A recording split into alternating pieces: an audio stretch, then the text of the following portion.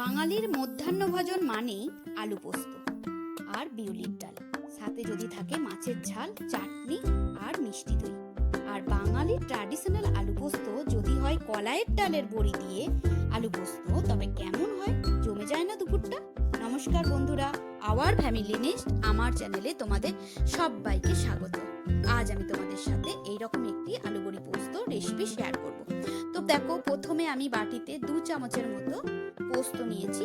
পোস্তটাকে প্রথমে আমি গরম জলে একটু ভিজিয়ে রেখে দেব মিনিট 30-এর মতো, আধ ঘন্টার মতো আমি পোস্তটা এখন ভিজিয়ে রেখে দিচ্ছি।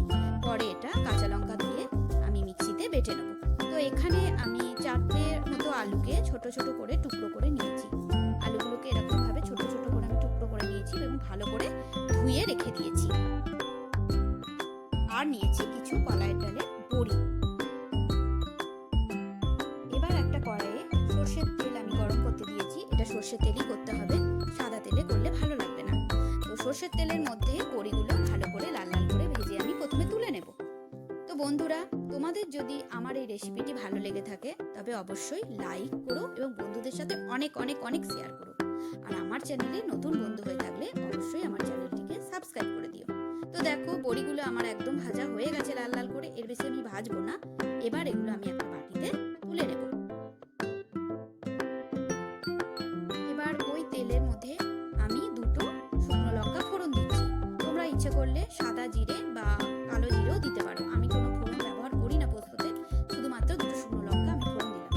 এবার আলুগুলো আমি তেলের মধ্যে দিয়ে লবণ না দিয়ে ভেজে নেবো। আলুগুলো প্রথমে লবণ কিন্তু আমি এখন দেবো না, লবণ দিলে জল কাটবে। তাই এখন শুধুমাত্র তেলের মধ্যে আমি আলুগুলো চাপা দিয়ে একটু ভেজে নেবো লাল লাল করে। প্রথমে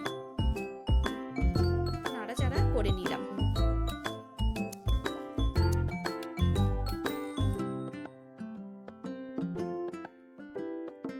অন্যদিকে পোস্তর মধ্যে কয়েকটা লাল কাঁচা লঙ্কা দিয়ে আমি পোস্তটা মিক্সিতে বেটে নেব।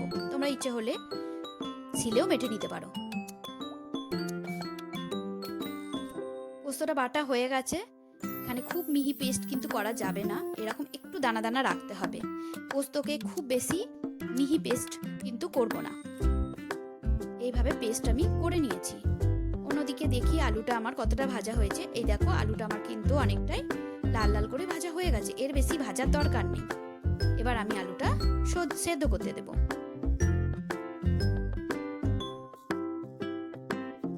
লবণ দিয়ে দিলাম।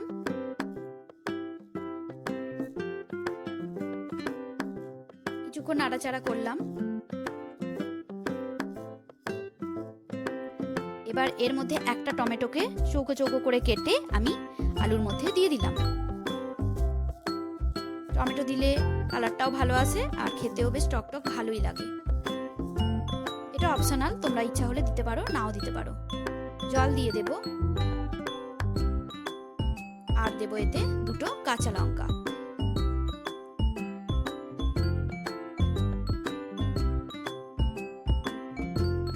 ঝালের স্বাদটা তোমরা ইচ্ছা মতো দিতে পারো। এবার একটা ঢাকা দিয়ে আমি আলুটাকে মিনিট 10-এর মতো সেদ্ধ করতে দেবো, একদম গ্যাস কমিয়ে, কম আছে। আলু আমার অনেকটা সেদ্ধ হয়ে গেছে, 80% আলু সেদ্ধ হয়ে গেলে এবার আমি বড়িগুলো দিয়ে দেব। কারণ বড়িগুলো আগে থেকে যদি দিয়ে আলুর সঙ্গে আমি সেদ্ধ করতে দিই তাহলে বড়িগুলো গলে ভেঙে যেতে পারে। তাই আলুটা একটু সেদ্ধ করে নিয়ে তারপরে আমি বড়িটা দেব। বড়িটা দিয়েও আলুর সাথে কিছুক্ষণ সেদ্ধ করতে হবে। বড়িগুলো দিয়ে দিলাম।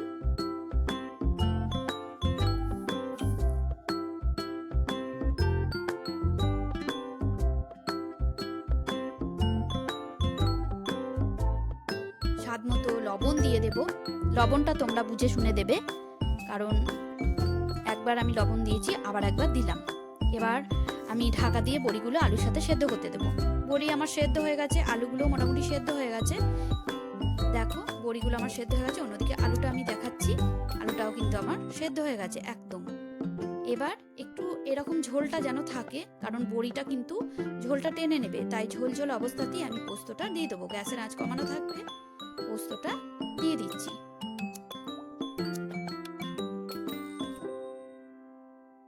পোস্ত দিয়ে দিয়েছি, একটু নাড়াচাড়া করে দেব। লবণ আমি আর দেব না, কারণ আমি আগে দুবার লবণ দিয়েছি, যথেষ্ট ঠিকঠাকই আছে। আর সামান্য একটু আমাকে লবণ দিতে হবে, আমি চেখে দেখলাম বন্ধুরা একটু কম হচ্ছে, তাই জন্য আর একটু লবণ আমাকে দিতে হচ্ছে। আর লবণটা একদমই বুঝে শুনেই দিতে হবে, যে যেমন পরিমাণ নেবে, তো আমাকে একটু দিতে হলো। দেখো ফুটে উঠেছে পোস্ত, আর বেশি ফোটাবো না, তাহলে পোস্তটা কিন্তু কেটে যেতে পারে। এবার এটা ওপর থেকে সর্ষের তেল ছড়িয়ে আমি ঢাকা দিয়ে দেবো 5 মিনিটের জন্য। 5 মিনিট পর আমি সার্ভ করে নেবো গরম ভাতের সঙ্গে আর ডাল দিয়ে।